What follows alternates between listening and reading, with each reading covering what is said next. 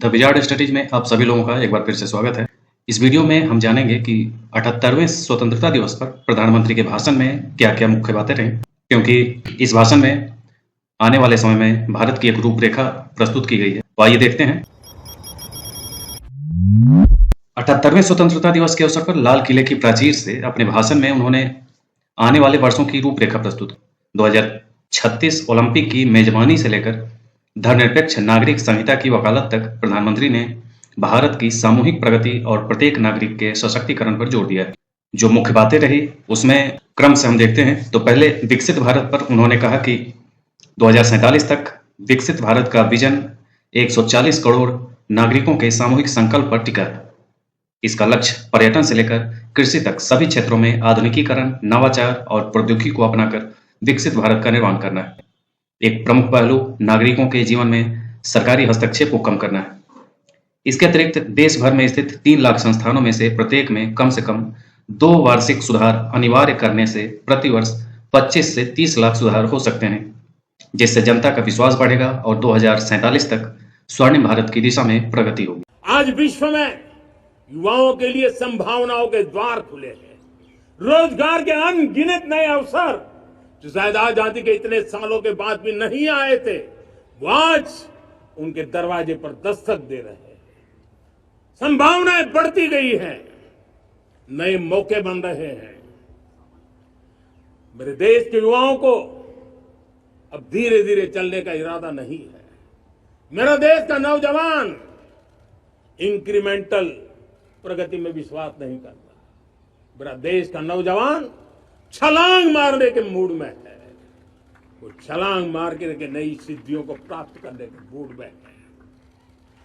मैं कहना चाहूंगा, भारत के लिए गोल्डन एरा है। वैश्विक परिस्थितियों की तुलना में भी देखें, ये गोल्डन एरा है। ये हमारा स्वर्णिम कालखंड है। रक्षा पे उन्होंने कहा कि भारत इस क्षेत्र में आत्मनिर्भर बन रहा है। यह धीरे धीरे उभर रहा है और खुद को विभिन्न रक्षा उपकरणों के निर्यातक और निर्माता के रूप में स्थापित कर रहा है। मेरे प्यारे देशवासियों, आज जो महानुभाव राष्ट्र रक्षा के लिए और राष्ट्र निर्माण के लिए पूरी लगन से, पूरी प्रतिबद्धता के साथ देश की रक्षा भी कर रहे हैं, देश को नई ऊंचाई पर ले जाने का प्रयास भी कर रहे हैं। वित्तीय क्षेत्र में अर्थव्यवस्था पर उन्होंने कहा कि भारत ने प्रति व्यक्ति आय को सफलतापूर्वक दोगुना कर दिया है और रोजगार और स्वरोजगार में महत्वपूर्ण प्रगति की है। आज विश्व में युवाओं के लिए संभावनाओं के द्वार खुले हैं।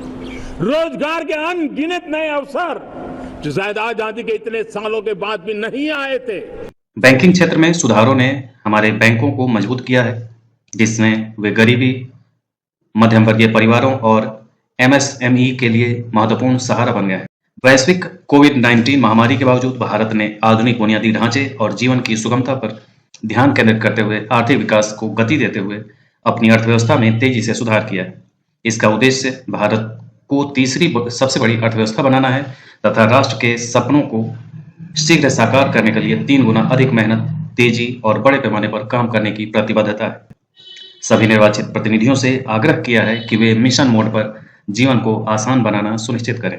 इसके बाद किसानों पर उन्होंने कहा कि विश्व के पोषण को मजबूत करना और भारत के छोटे किसानों को सहायता प्रदान करना।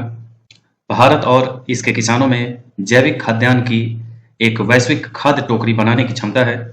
60,000 अमृत सरोवरों को पुनर्जीवित कर उसमें पानी भर दिया गया है। छोटे छोटे खेती के टुकड़ों पर पूरा परिवार आज जीना बड़ा मुश्किल हो रहा है। तब उनके नौजवानों के लिए वो स्किल मिले ताकि उनके नए रोजगार मिले, नए आय के साधन बने। इसका एक कॉम्प्रिहेंसिव प्रयास हम कर रहे हैं।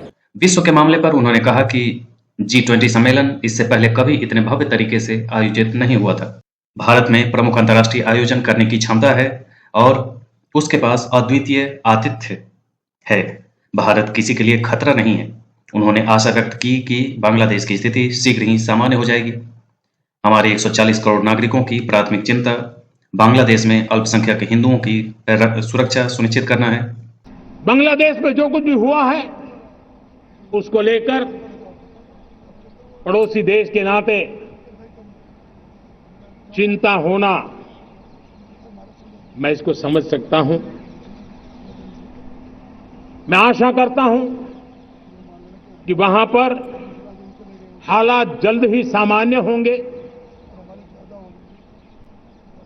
खास करके 140 करोड़ देशवासियों की चिंता कि वहां हिंदू, वहां के अल्पसंख्यक, उस समुदाय की सुरक्षा सुनिश्चित हो। भारत ने सदैव यह चाहा है कि हमारे पड़ोसी देश संतोष और शांति के मार्ग पर चलें। शांति के प्रति हमारी प्रतिबद्धता हमारी संस्कृति में गहराई से निहित है। सशक्तिकरण और विकास के मामले में उन्होंने कहा कि हमने गरीबों, मध्यम वर्ग, वंचितों, शहरी आबादी और युवाओं को सशक्त बनाकर और उनकी आकांक्षाओं को पूरा करके उनके उत्थान के लिए सुधारों को चुना है।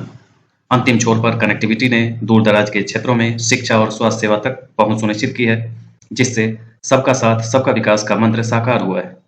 25 करोड़ लोगों को गरीबी से बाहर निकालना हमारे सपनों को साकार करने की दिशा में हमारी गति की पुष्टि करता है।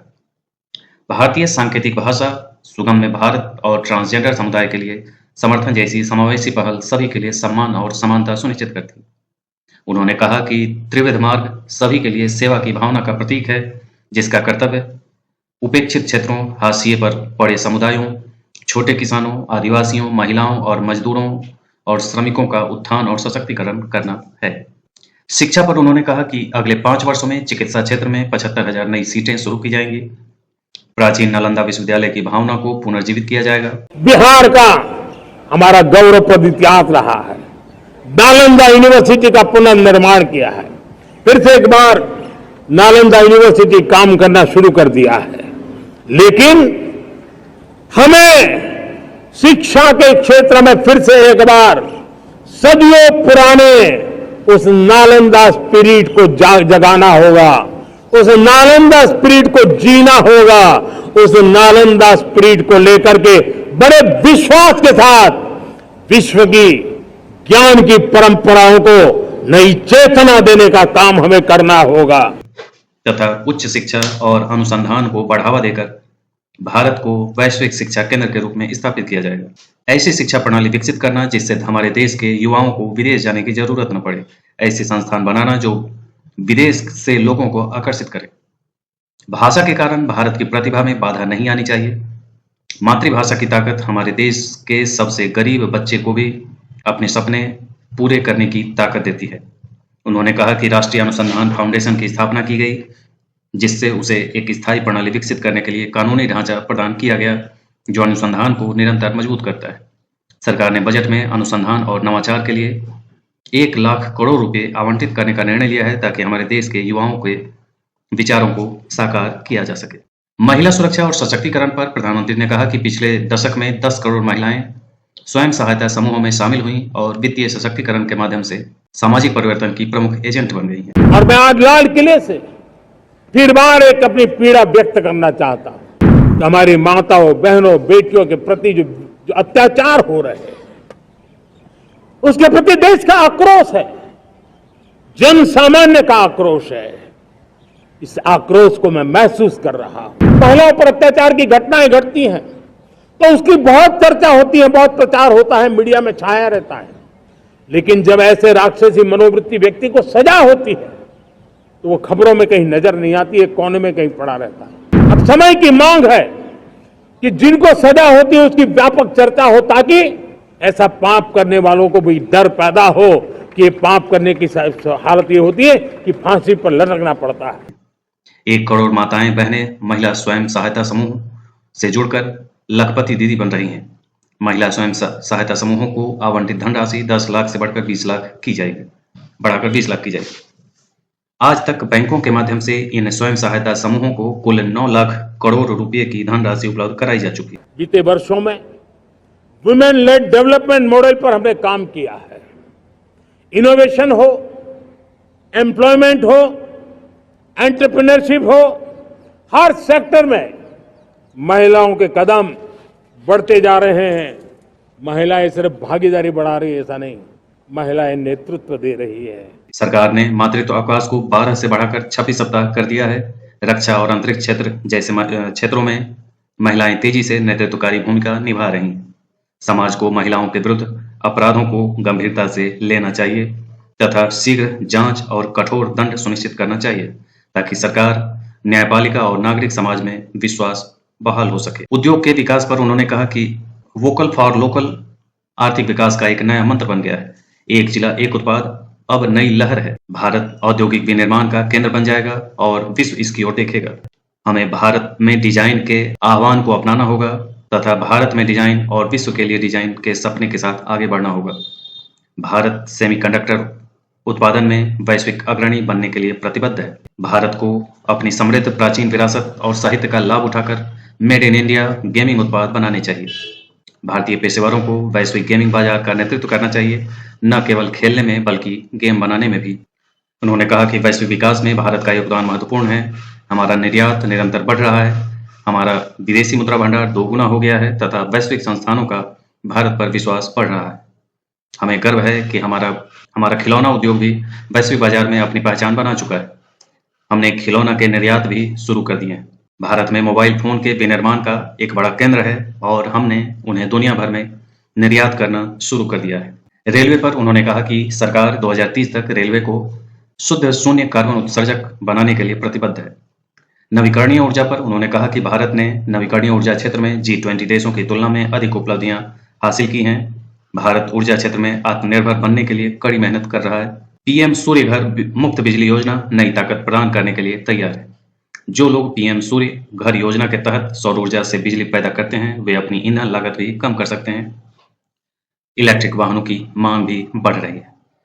युवा मामले और खेल पर कहा कि 1 लाख युवाओं को राजनीतिक प्रणाली में शामिल किया जाना चाहिए, विशेषकर उन युवाओं को जिनके परिवार में राजनीति का कोई इतिहास नहीं। लक्ष्य 2036 ओलंपिक की मेजबानी भारत में करना है और इस महत्वाकांक्षा की दिशा में तैयारी सक्रिय रूप से आगे बढ़ रही है। कानून और न्याय पर प्रधानमंत्री ने कहा कि वर्तमान नागरिक संहिता सांप्रदायिक नागरिक संहिता जैसी है जो भेदभावपूर्ण है। ऐसे कानूनों का आधुनिक समाज में कोई स्थान नहीं है जो हमारे देश को धर्म के आधार पर विभाजित करते हैं और भेदभाव को बढ़ावा देते हैं। सांप्रदायिक नागरिक संहिता के 75 वर्ष बाद धर्मनिरपेक्ष नागरिक संहिता की ओर बढ़ना अत्यंत महत्वपूर्ण है। भारत को एक राष्ट्र एक चुनाव की अवधारणा को अपनाने के लिए आगे आना चाहिए, यह सुनिश्चित करने के लिए कि नागरिक कानूनी जटिलताओं के जाल में न फंसें। 1500 से अधिक कानूनों को समाप्त कर दिया गया। हमने सदियों पुराने आपराधिक कानूनों को भारतीय नागरिक संहिता के नाम से जाने जाने वाले नए आपराधिक कानूनों में बदल दिया है, जिसका मूल विचार नागरिकों के लिए न्याय सुनिश्चित करना है, न कि फटकार और दंड की ब्रिटिश विचारधारा के विरुद्ध। आवास पर उन्होंने कहा कि 4 करोड़ पक्के घरों ने गरीबों को नया जीवन दिया है। इस राष्ट्रीय एजेंडे को आगे बढ़ाने के लिए 3 करोड़ नए घरों का वादा किया गया। तो इस प्रकार लगभग सभी मुद्दों पर प्रधानमंत्री ने आगे का जो भारत है, जो भविष्य की रूपरेखा है आने वाले वर्षों की, उसका एक खाका दे दिया है। तो ये था आज का प्रधानमंत्री जी का लाल किले के प्राचीर से भाषण का मुख्य अंश। आज के लिए इतना ही, मिलते हैं अगले वीडियो पर। धन्यवाद।